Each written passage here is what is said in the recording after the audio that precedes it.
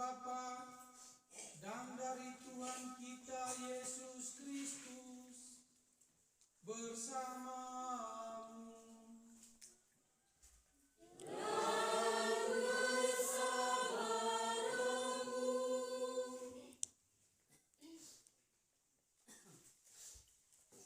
Kita berkumpul secara istimewa mengenangkan Yesus Kristus Tuhan kita.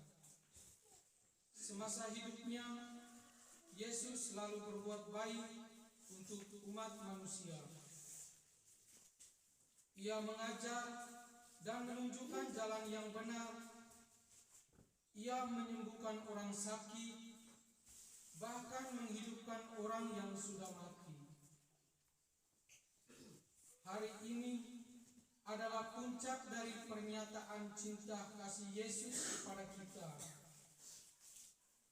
Ia disiksa, didera, dihina, dan digantung pada kayu salib. Di salib itulah dia mengakhiri hidupnya di dunia ini. Itu semua ditanggung Yesus demi kita, karena ia begitu mencintai kita. Dengan pengorbanan yang tiada taranya itu, ia menebus kita, membebaskan kita dari kuasa dosa dan kematian. Marilah dalam perayaan ini kita mengenangkan dia dengan penuh rasa terima kasih. Marilah kita berdoa. Ya Allah, dengan sengsara Kristus, Putramu dan Tuhan kami, Engkau telah membebaskan kami dari kematian, warisan dosa pusaka yang diturunkan kepada seluruh bangsa manusia. Perbaharuilah kami menjadi serupa dengan Dia, dan sebagaimana kami membawa dalam diri kami citra manusia duniawi sejak lahir, demikian pula semoga kami membawa citra manusia surgawi berkat daya anugerah-Mu yang menguduskan kami. Sebab Dialah yang hidup dan berkuasa bersama Dikau dalam persatuan Roh Kudus, Allah sepanjang segala masa. Amin. Saudara-saudari yang terkasih dalam Kristus, bacaan-bacaan suci yang akan kita dengar dan renungkan pada kesempatan ini melukiskan Yesus sebagai hamba Yahweh yang menerima penderitaan dan salib. Ia memikul dosa dan kesalahan kita karena Ia mencintai kita. Cinta tanpa pamrih menghantarnya menuju Golgota. Di sana Ia menunjukkan cintanya yang paling nyata. Marilah kita membuka hati untuk mendengarkan bacaan-bacaan suci berikut ini dengan penuh iman.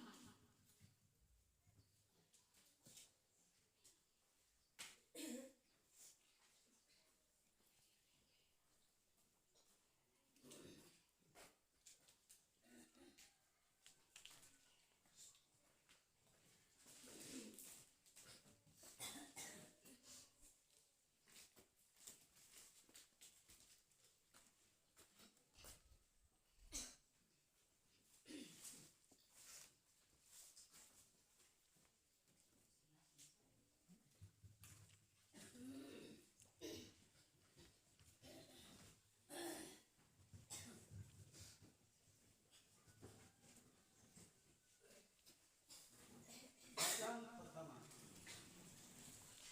Pembacaan dari kitab Yesaya. Ia ditikam karena kedurhakaan kita. Allah bersabda, sungguh hamba-Ku akan berhasil. Ia akan dimuliakan, diangkat dan sanjung-sanjung.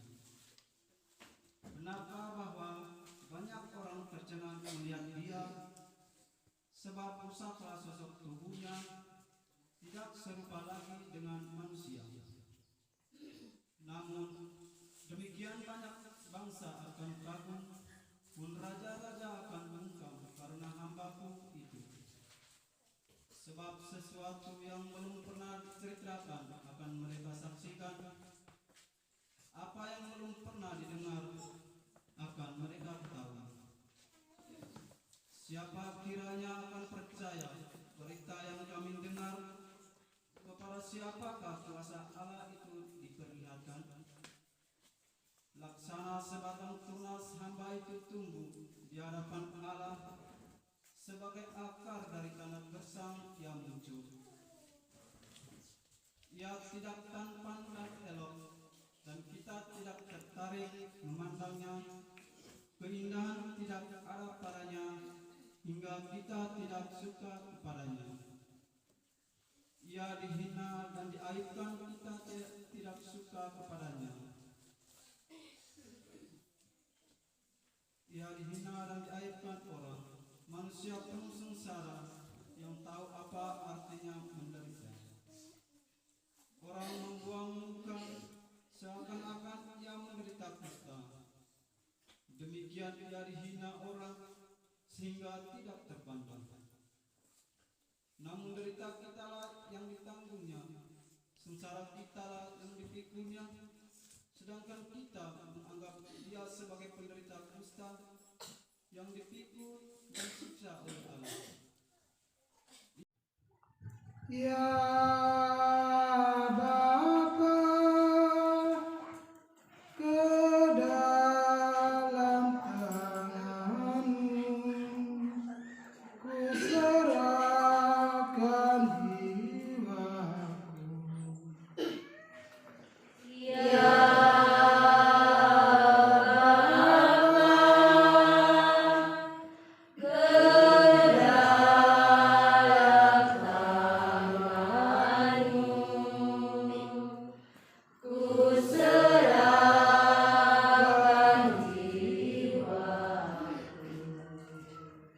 Padamu ya Tuhan, aku berlindung. Jangan sekali-kali aku mendapat malu. Luputkanlah aku oleh karena keadilan-Mu. Ke dalam tangan-Mu ku serahkan nyawaku. Sudilah membebaskan aku, ya Tuhan, Allah yang setia. Ya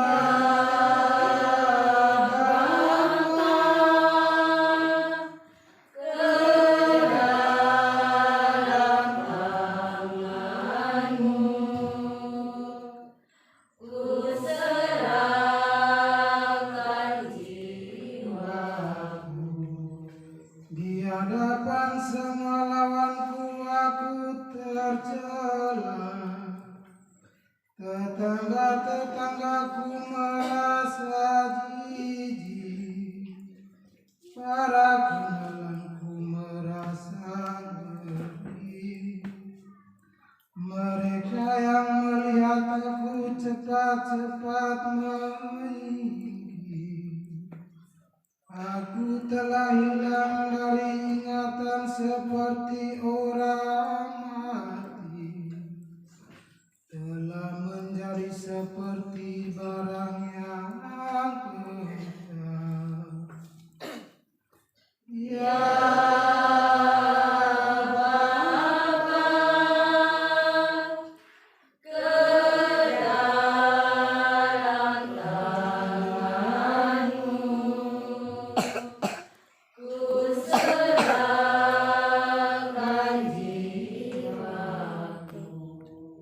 tetapi aku kepadamu, ya Tuhan, aku percaya. Aku berkata, Engkaulah Allahku. Masa hidupku ada dalam tangan-Mu.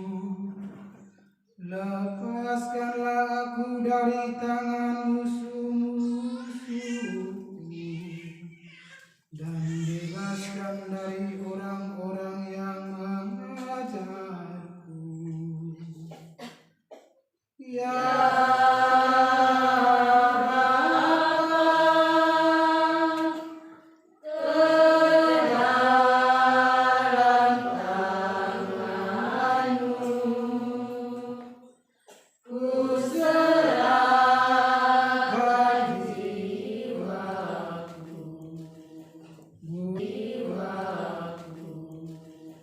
buatlah wajahmu bercahaya atas hamba-Mu, selamatkan aku oleh kasih setia-Mu.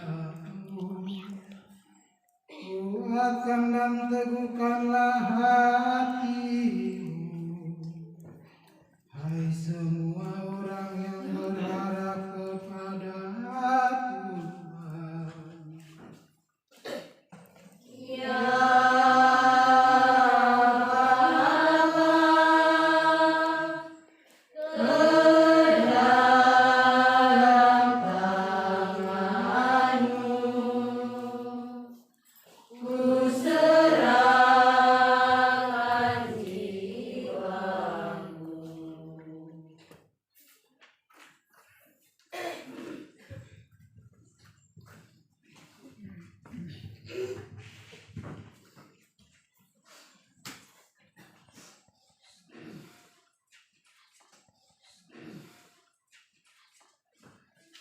Tuhan Allah kami, orang yang amat kesepian, orang yang dilanda duka, Engkau jadikan tanda kehidupan bagi kami.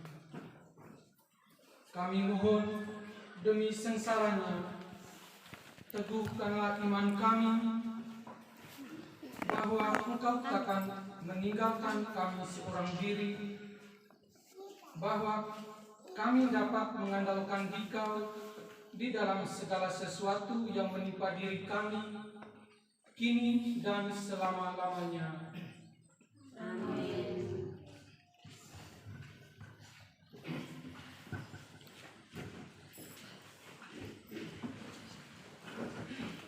Pembacaan dari surat kepada umat Ibrani. Yesus tetap taat dan menjadi sumber keselamatan abadi bagi semua orang yang patuh kepadanya. Saudara-saudara, kita mempunyai seorang imam agung mulia yang sudah sampai di surga, yakni Yesus Putra Allah. Hendaknya kita berpegang teguh pada pangkuan iman itu. Kita mempunyai imam agung, bukan yang tak mampu turut merasakan keselamatan kita, melainkan yang telah dicobai dalam segala hal seperti kita, hanya ia tidak berdosa. Maka marilah kita dengan penuh harapan menghadap tata rahmat Allah untuk memperoleh belas kasih serta mendapatkan rahmat dan pertolongan pada saat kita memerlukannya. Di masa hidupnya di dunia ini, Yesus memanjatkan doa dan permohonan Segala dosa dan pengingkaran terhadap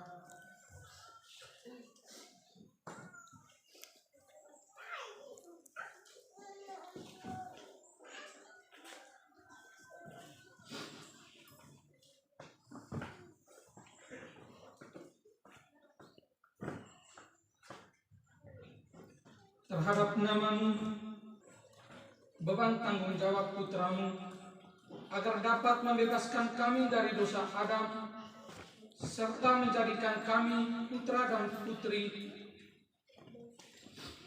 Kami bersyukur kepada-Mu atas jasanya, dan mohon ajarilah kami meluhurkan dan menghormati nama-Mu, dan mengimani Engkau sebagai pencipta serta penyempurna hidup kami. Amin.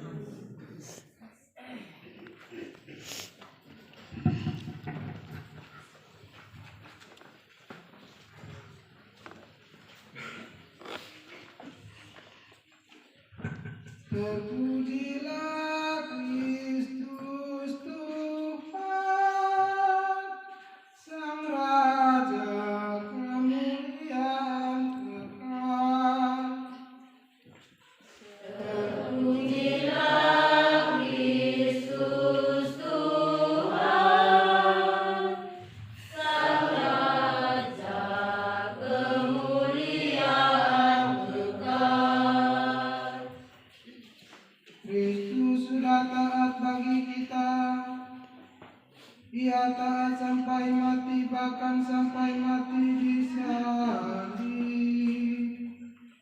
Itulah sebabnya Allah sangat meninggikan Dia dan menganugerahinya nama di atas segala nama. Terpujilah Kristus Tuhan, Sang Raja kemuliaan kekal.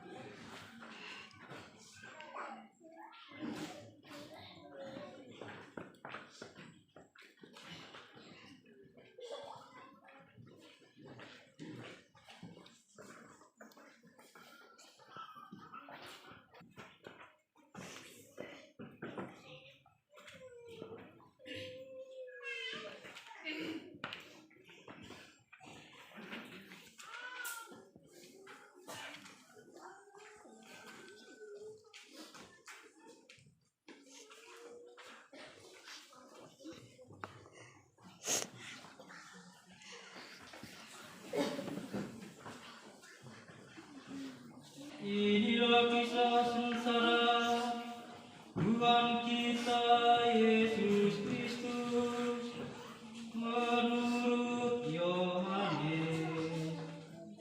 Pada malam itu Yesus pergi ke seberang sungai Kidron dan masuk ke suatu taman bersama dengan murid-muridnya.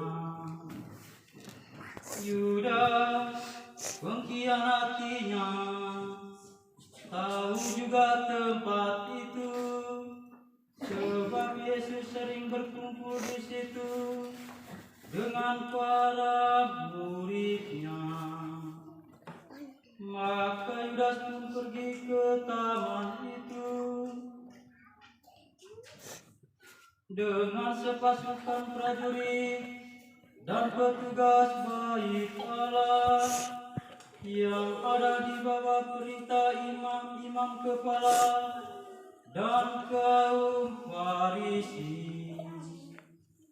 Pasukan itu datang bersenjata lengkap serta membawa lampu dan obor.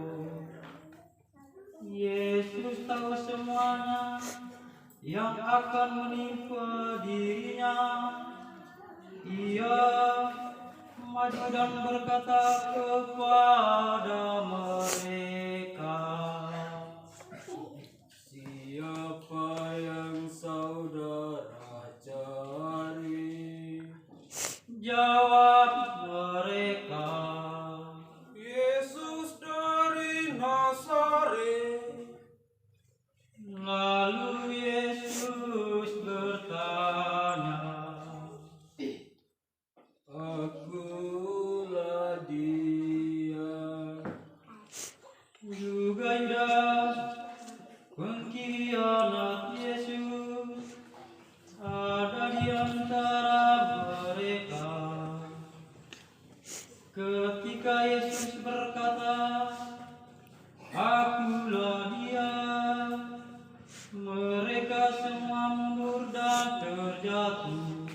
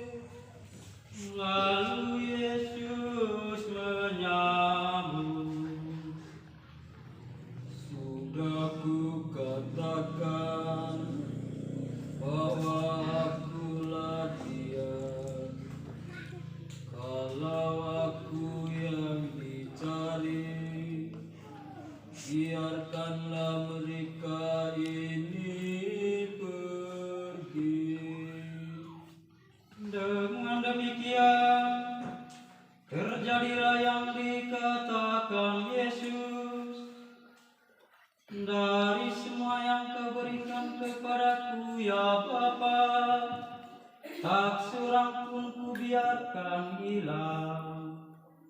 Adapun Simon Petrus membawa sebilah pedang, dihunusnya pedang itu dan diayunkannya pada hamba imam agung sampai terpotong telinga kanannya.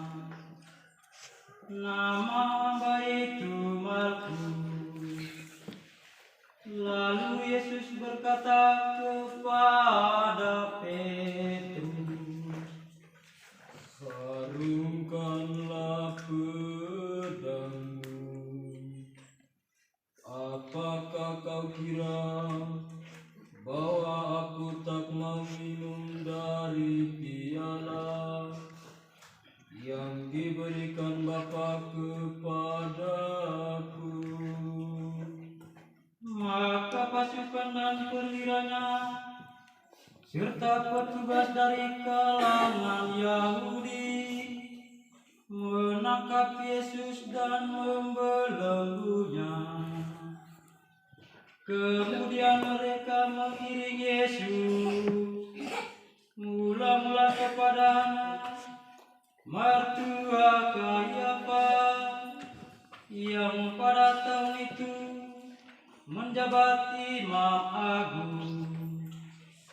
Adapun Kayafas pernah memberikan nasihat ini kepada orang Yahudi, "Baiklah kalau satu orang mati untuk kepentingan seluruh bangsa."